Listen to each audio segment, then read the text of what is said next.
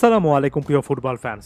সাম্প্রতিক সময়ে এই টাইপের প্রশ্নগুলো একটু বেশি করে আসছে এবং সেটা হচ্ছে কোপা আমেরিকা কিংবা এই টাইপের কোনো একটা টুর্নামেন্টের ম্যাচে লিওনেল মেসি যদি না খেলতে পারেন, যেহেতু সাম্প্রতিক সময়ে নানা রকমের ছোটখাটো ইনজুরি সমস্যা কিংবা ডিসকমফোর্ট দেখা যাচ্ছে, তাহলে লিওনেল মেসির জায়গায় কে খেলবেন। সর্বশেষ একটা ভিডিওতে যখন ব্যাকআপ নিয়ে আলোচনা করেছি তখন আলাদা করে লিওনেল মেসির নাম্বার 10 পজিশন নিয়ে আলোচনা করিনি এবং এটার পেছনে একেবারে স্পষ্টত কারণ এটা ছিল যে যদি আপনি প্রশ্ন করেন যে লিওনেল মেসির জায়গায় আসলে কে খেলবেন, তাহলে উত্তরটা একেবারে সোজাসাপটাভাবে যদি দিই তাহলে উত্তরটা এমন হবে যে লিও মেসির জায়গায় খেলার মতো, তার রোলটা প্লে করার মতো ফুটবলার এই মুহূর্তে ওয়ার্ল্ডে নেই।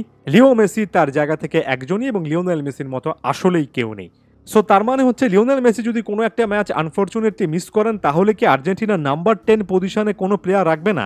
এখন এই জিনিসটাকে দুটো অ্যাঙ্গেল থেকে দেখা যায়। প্রথমত, প্রত্যেকটা লাইন আপে কিংবা স্টার্টিং লাইন আপে একজন নাম্বার 10 থাকতেই হবে, এটা কোনো একটা লিখিত নিয়ম নয়। অনেকগুলো দল আছে, বা বলা উচিত এখন ওয়ার্ল্ড ফুটবলে বেশিরভাগ দলই কিন্তু একেবারে pure number 10 Lionel Messi Neymar টাইপের নাম্বার 10কে নিয়ে মাঠে নামে না। আমি সবসময় এই কথাটা বলি, আরও একবার বলছি, মেসি নেইমার এই টাইপের ফুটবলাররা হচ্ছে one of the last kind. তারা চলে যাওয়ার পর আসলে এই টাইপের নাম্বার 10 কিংবা ফাইনাল থার্ডে এতটা ফ্রিডম পান এমন টাইপের নাম্বার 10 আসলে ওয়ার্ল্ড ফুটবলে থাকবে কিনা সেটা নিয়ে সন্দেহের জায়গা আছে। বর্তমান সময়ে কোচেরা অনেক সময় নাম্বার 10কে আলাদা রকমের কোনো রকমের স্বাধীনতা দেন না, বরঞ্চ একজন অ্যাটাকিং মিডফিল্ডার হিসেবে কাউন্ট করেন এবং তারও কিছু না কিছু ডিফেন্সিভ ডিউটি তার কাঁধে চাপিয়ে দেন। নাম্বার 10 এর যে আলাদা রকমের একটা সৌন্দর্য, একটা ফ্লেয়ার আছে, সেটা ওয়ার্ল্ড ফুটবলে আস্তে আস্তে কিন্তু বিলুপ্ত হয়ে যাচ্ছে। তাই লিওনেল মেসি ওই জায়গায় না খেললে নাম্বার 10 পজিশনে আলাদা করে একজন প্লেয়ারকে রাখবে, একজন সাপোর্টিং স্ট্রাইকার লাগবে, বা নাম্বার 9 এর পেছনে স্পেসটা ইউজ করার জন্য কাউকে লাগবে, ব্যাপারটা এমন নয়। তবে যদি লাগে তাহলে কিন্তু এই স্কোয়াডে বিকল্প আছে। এক্ষেত্রে আনহেল ডি মারিয়াও কিন্তু নাম্বার 10 রোলটা প্লে করতে পারেন।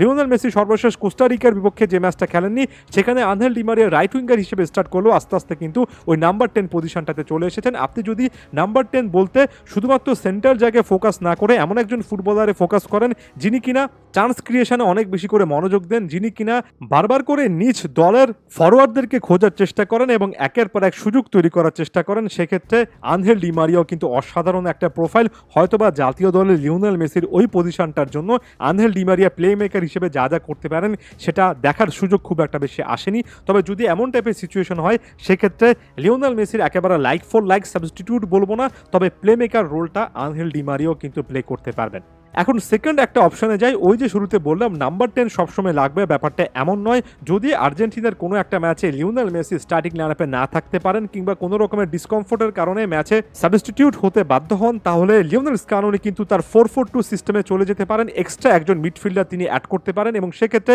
ফাইনাল থার্ডে একই সঙ্গে লাউতারো মার্টিনেজ এবং হুলিয়ান আলভারেজকে খেলানো যায়। আর মিডফিল্ডে একটা এক্সট্রা প্রোফাইল অ্যাড করে 4 জনের মিডফিল্ড লাইন আপ বা সেট আপ তৈরি করলে সেখানে অ্যাডভান্স একটা রোলে একজন প্লেয়ারকে খেলানো যায় এবং সে অ্যাডভান্স রোলে এই মুহূর্তে ম্যাক অ্যালিস্টার সত্যিকার অর্থে অনেক ভালো করতে পারেন। অর্থাৎ একেবারে সেন্টার মিডফিল্ডার না হয়ে তিনি যদি সেন্টার অ্যাটাকিং মিডফিল্ডে চলে আসেন কিংবা আরেকটু নিচে থাকেন, ডিফেন্সিভ ডিউটি একই সঙ্গে পালন করেন, তাহলে একজন এমন টাইপের মিডফিল্ডার যিনি কিনা প্লে মেকিংও করতে পারেন, একই সঙ্গে ডিফেন্সিভ ট্রানজিশনও কাজে আসতে পারেন, এমন প্রোফাইল হিসেবে ম্যাক অ্যালিস্টার সত্যিকার অর্থে ভালো একটা অপশন।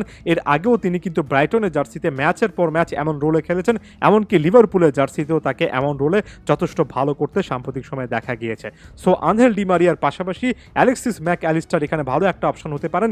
ম্যাক অ্যালিস্টারকে ওই টাইপের কোনো একটা রোল দিলে হয়তোবা মিডফিল্ডে আরও একটা প্রোফাইল অ্যাড করতে পারবেন স্কালোনি এবং মিডফিল্ড নির্ভর একটা সিস্টেম তিনি আসলে দাঁড় করাতে পারবেন। তাই লিওনেল মেসির বিকল্প না থাকাটা যাদেরকে ভাবাচ্ছে, তারা এভাবেও ভাবতে পারেন যে লিওনেল মেসি না থাকলে ওই পজিশনে লিওনেল মেসির জায়গায় কাউকে আনতেই হবে, ব্যাপারটা এমন নয়, বরঞ্চ ভিন্ন একটা স্ট্র্যাটেজি, অন্য একটা ফরমেশন বা সিস্টেমে লিওনেল স্কালোনি সুইচ করতে পারেন। এর আগে সাম্প্রতিক সময়ে আর্জেন্টিনার একাধিক ম্যাচে এমন টাইপের জিনিস কিন্তু আসলে দেখা গিয়েছে। ধন্যবাদ সবাইকে।